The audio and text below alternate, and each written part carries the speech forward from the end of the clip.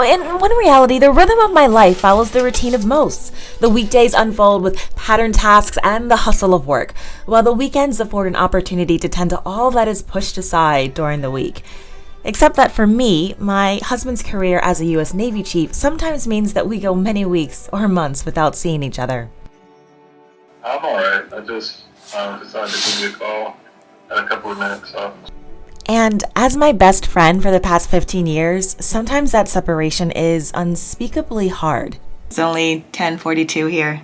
And so, when the time arrived that I could visit him during his station in the UK, bags were packed. And many jars of home canned goods of his favorite jams, spreads, and sauces were wrapped and shipped ahead of flight to be enjoyed on the many picnics we planned throughout the English countryside.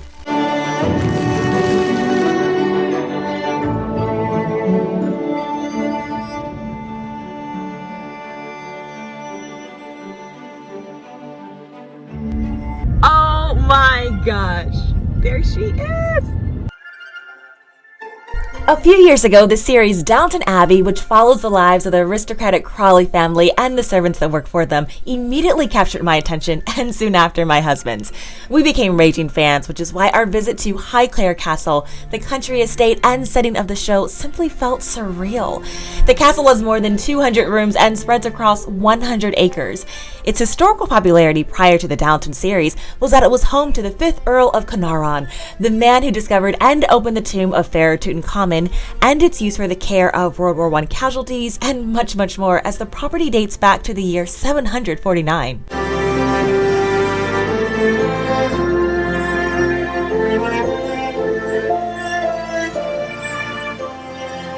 My mandatory purchases from the castle's gift shop included a jar of honey produced from the estate apiary, matching coffee mugs that read "His Lordship" and "Her Ladyship," which became terms of endearment my husband and I started and still use for each other since this show, an official teacup, and a few other things.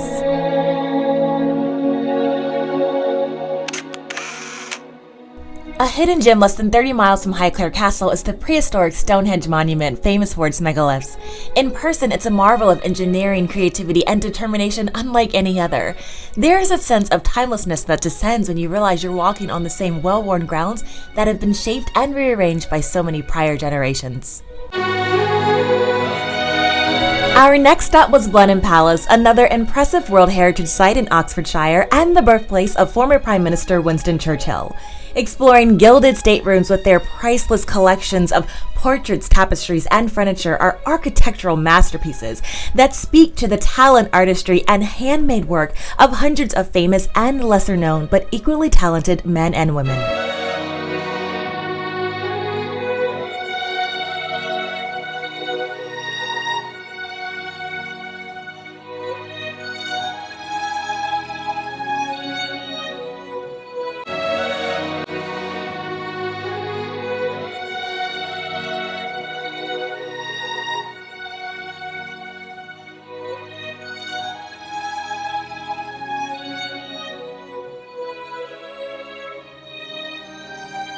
England in the summer is like a large, well-kept garden that stretches on forever. For centuries, landowners and horticulturalists have shaped the land, and as a result, every county in England has something peculiar in its landscape and local culture to discover. After our tour of the palace and accompanying museum, my husband and I took al fresco afternoon tea at the Blenheim Orangery Restaurant, which consisted of an array of delightful savories, buttermilk scones with clotted cream, and strawberry jam, along with a tempting selection of afternoon tea cakes and sandwiches. With views that overlooked all that is the quintessential English charm of the palace parkland right before us and the airy atrium behind us, this was a remarkable experience I truly cherished.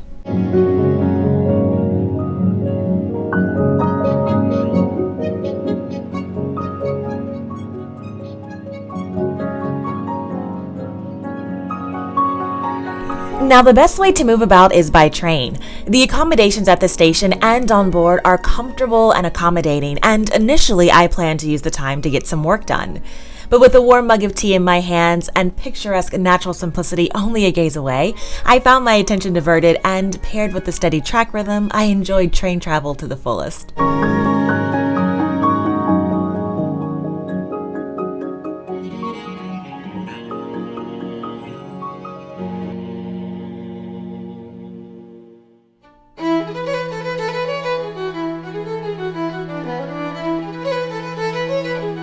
No trip to London is complete without a visit to the London Tower, which has served many purposes. As a mighty fortress, royal palace, and infamous prison.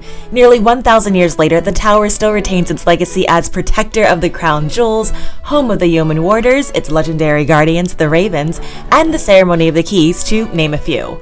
Touring the Mint Tower, which controlled and crafted the supply of the nation's money until 1810, and seeing a portion of where kings and queens locked away their valuables and jewels, which even today is protected by a garrison of soldiers, made the moments in history I've read about or have seen in videos or pictures so much more concrete and compelling because my senses of sight, sound, and physical presence were immersed in the well-preserved buildings and relics.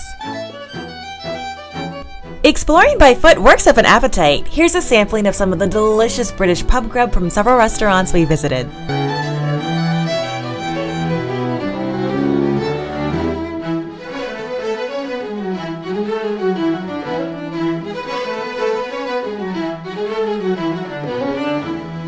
Located on the bank of the River Thames in London is the world-renowned Globe Theatre, originally built in 1599 by William Shakespeare's theatre company.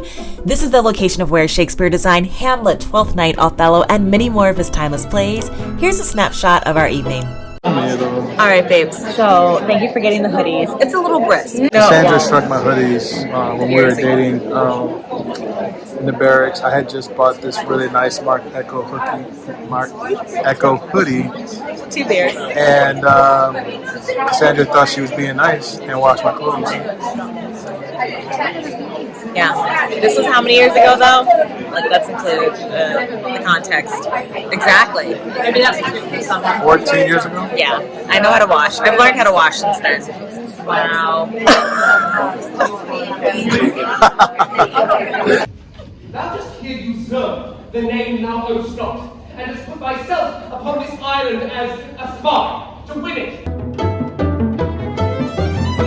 Next up was St. Paul's Cathedral, an iconic part of London's skyline that sat on consecrated ground since 604 AD.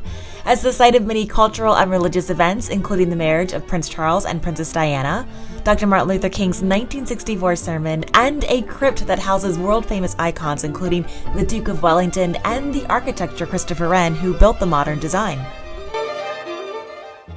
We took a sightseeing tour bus that allowed us to hop on and off and explore other landmarks at our leisure, and then rounded our stay in London with a tour of the British Museum, which houses the largest collection, numbering over some 8 million works, that documents the story of human culture from its beginning to present. Oh, this museum was amazing.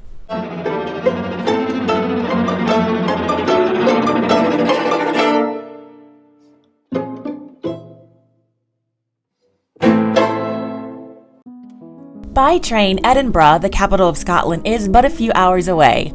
Known worldwide for its history and architecture, it's also one of the most beautiful cities in Europe that calls you to explore it by foot, as it's abundant in charming medieval relics.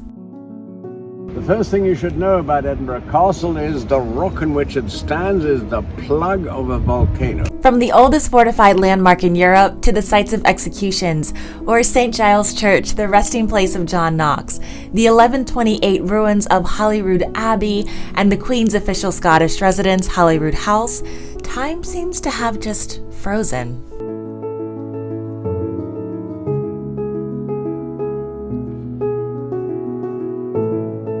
I was most delighted by our cottage accommodations just a stone's throw from Calton Hill, a location famous for its collection of historic monuments. Accommodations in the UK are often on the smaller and more eccentric side, and this cozy apartment had everything we needed to enjoy the cool of evening breezes and the tranquility of a personal garden. I mean, seriously, is there anything better than browsing through a well-photographed cookbook with a glass of wine where the ratio of warming sun and cool breeze puts you completely at ease? Creaky floors and a stone path walkway to the garden where I just spend time sitting, watching, listening, and savoring the day's comforting memories with a heart full of gratitude.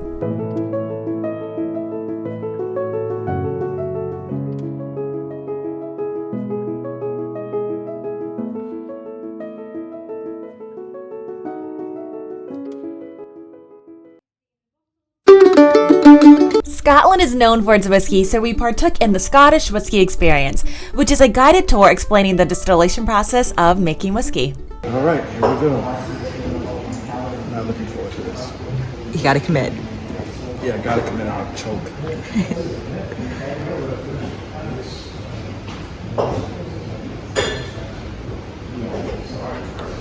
Amazingly, this is actually smoother than all the other ones. Yeah, I was looking for a reaction, and wow.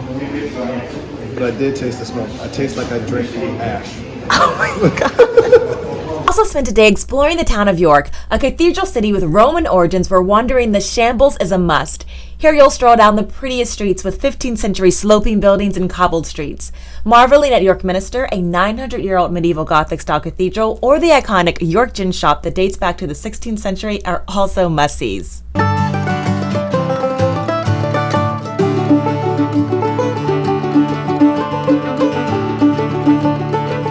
My husband and I can't turn down a good book, coffee, or thrift shop, and the town of Stamford is clustered with plenty of these merchants. The selection of used, out-of-print, and vintage books is something that, tragically, is increasingly rare in the States, but are common shops in the UK. I was able to find expertly crafted hand gardening tools and books of fiction and poetry. I'll link my full UK thrift video below. I fold the enchantment of chirps into daily life. That's why the bundle of lavender I cut from our Scotland cottage has found a permanent home on my hutch, along with the jars of honey and bottle from Blenheim. The photos of our travels are framed and on walls to bombard home life with memories where we smiled big and laughed aloud.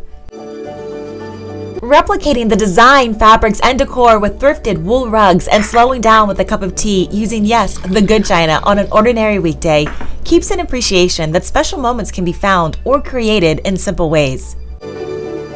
Souvenir ornaments serve as a yearly reminder of the places this life is taking me, and hopefully of many more places we'll go. But even with a mural of postcards that spark joy each time it's passed, I can truly say, there's no place like home. I'll see you in my kitchen or garden soon.